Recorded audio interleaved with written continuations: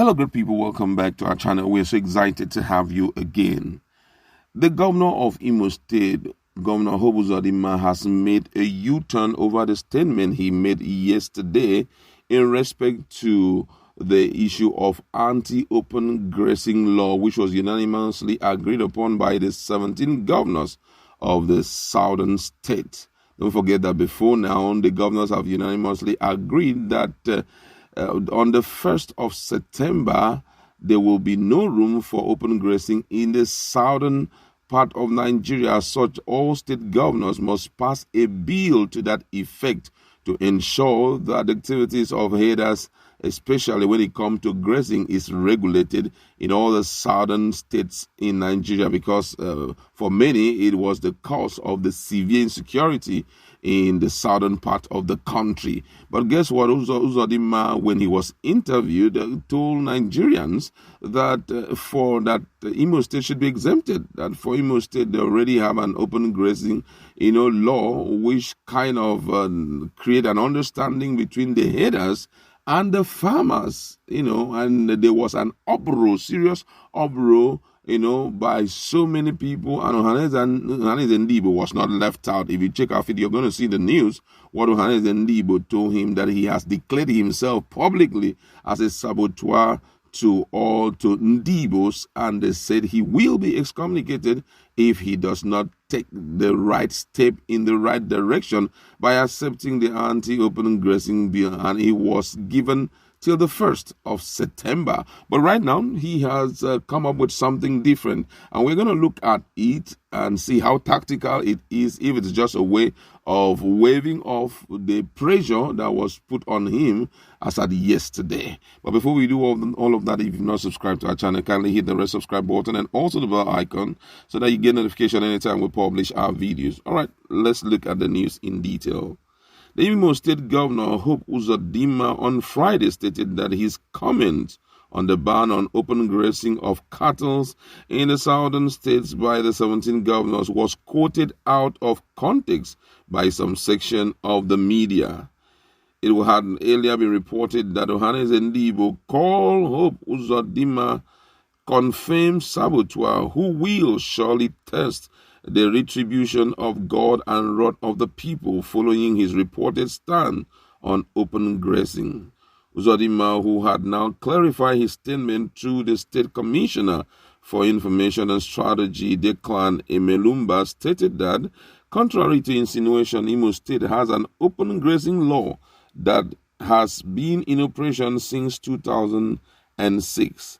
The governor explained that the law provided for areas that were restricted from open grazing, stressing that the herders have been abiding by it.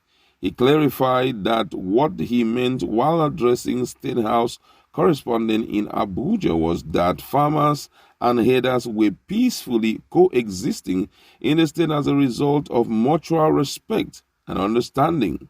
According to the governor, the memorandum of understanding the farmers and herders signed was to strengthen the existing law, and it is working very well. He regretted the extreme interpretation the media gave to his comment on the matter, saying that what was important was the peaceful way farmers and herders have been coexisting in the state. Uzodinma pointed out that whereas a law on anti-open grazing may be desirable, dialogue and understanding, as is the case in Imo State, were more effective in addressing the conflict. The governor, however, called on Nigerians to embrace inclusiveness and tolerance as necessary tools in building and sustaining a united country.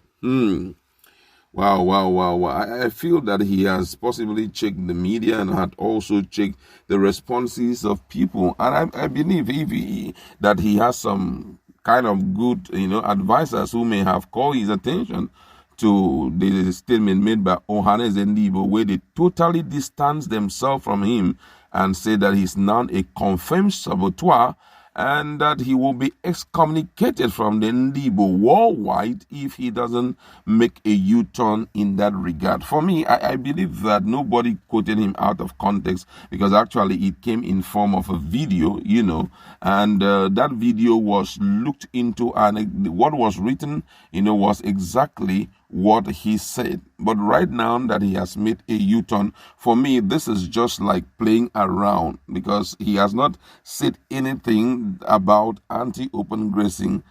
For him, the best for his state is the coexistence between the herders and the farmer. But then let's kind of look at what has been the situation when it comes to herders in Imo State.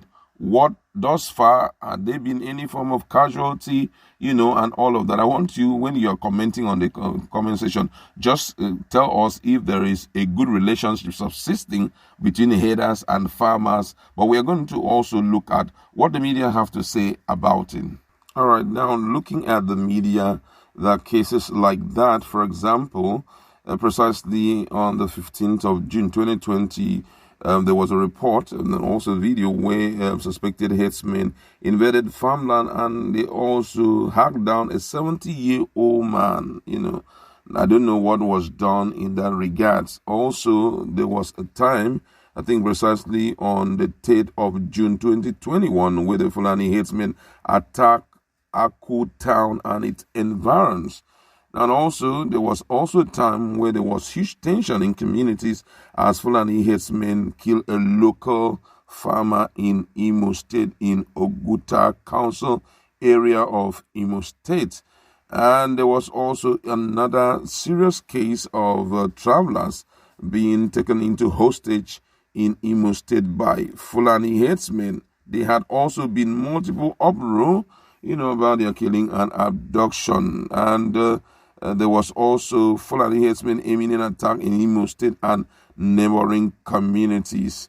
We've also heard in other places what they did, and, looking at all of these, what is most important here is not that the people will not coexist with them, but it's a situation whereby there will be regulations that they have to follow if they want to stay in Imo State. But for open grazing, it should totally be stopped, not that you are trying to let them stay in this area or not.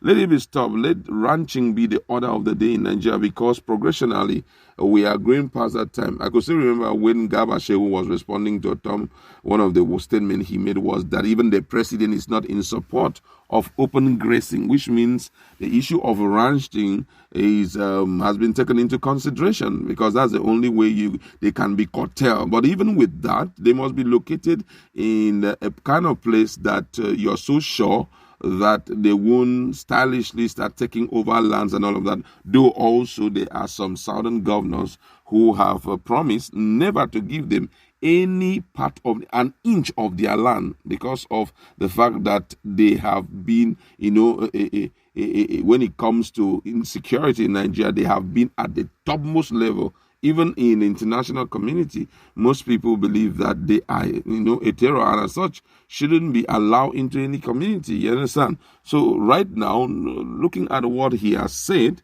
I don't know if he would take responsibility that in event of any form of crisis, that he will he should be held responsible. That's talking about the governor. But for now, he said that there is a peaceful coexistence between the herders and farmers. So now you go to our comment section. Let's interact. What's your position on that? Thank you very much.